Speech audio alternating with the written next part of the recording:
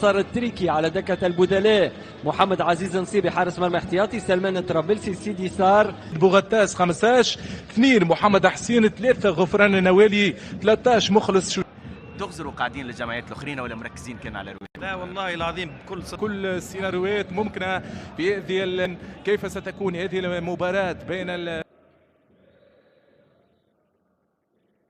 اساس في ملعب الطيب المهيري 1-0.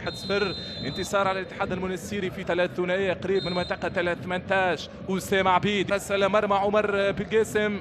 اسامه عبيد يلعب الكره في منطقه الجزاء بالراس الاولى والثانيه تخرج من دفاع مستقبل السبيد في تنفيذ ضربه الركنيه هذه لمره على يمين حرس المرمى عمر، لكن مست في دفاع المستقبل الرياضي بسليمان. ترجع الكره من راقي العواني طويله حسام بن علي، تبقى الكرة للنجم، كرة خطيرة بالراس وجانبية جانبية الكرة الأخيرة بالمليمتر من راقي العواني، لكن رأسية جانبية من فراس. لعب الكرة في وسط الميدان من أسامة عبيد إلى فراس شوات بالراس. كأس العرب للأندية الأبطال كلها تتويجات للنجم رياض، يحاول يوزع الكرة.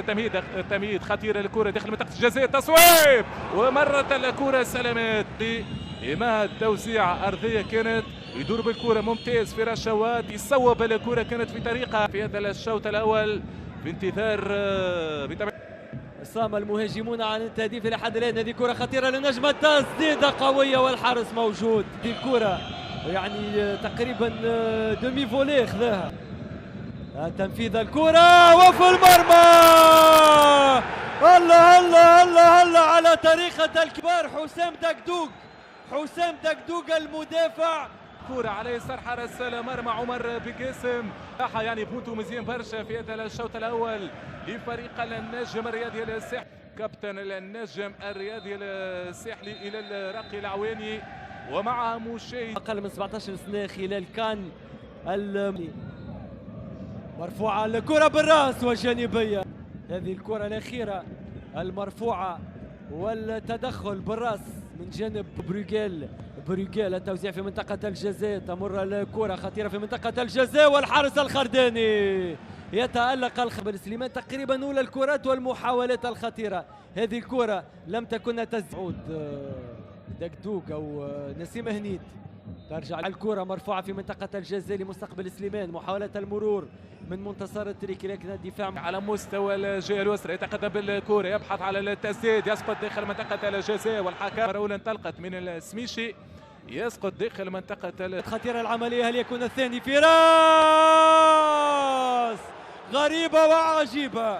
الكرة الثانية على النجم الرياضي الساحلي وضع معها هدف الأمان والاطمئنان بالنسبة للمكشر. تبقى الكرة للنجم تمشي لي من الله مجهد أو منوبي الحداد. مجهد فوق المرمى، ضاعت ضربة مرمى الثاني لفريق النجم الرياضي. المونتاج تصويب في مرة أولى والحكم ماذا يقول؟ وضربة الجزاء الحكم يقول أسامة عبيد. انطلاقة من الجهة اليسرى بتمرير شباك حارس المرمى عمر بالقاسم، وضربة الجزاء النجم تتغنى تتفاعل. شوات فراس وتنفيذ والهدف الثاني. الهدف لحارس المرمى عمر بالقاسم. يدخل مكانه وسيم الشيحي في تغيير في انتظار كم سيضيف حكم المباراة.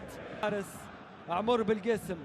ترجع الكرة لدفاع مستقبل سليمان. التغطية مورج من الخدامسي وتأتي معها صافرة الحكم باسم بالعيد لتنهي المباراة بفوز النجم الرياضي الساحلي.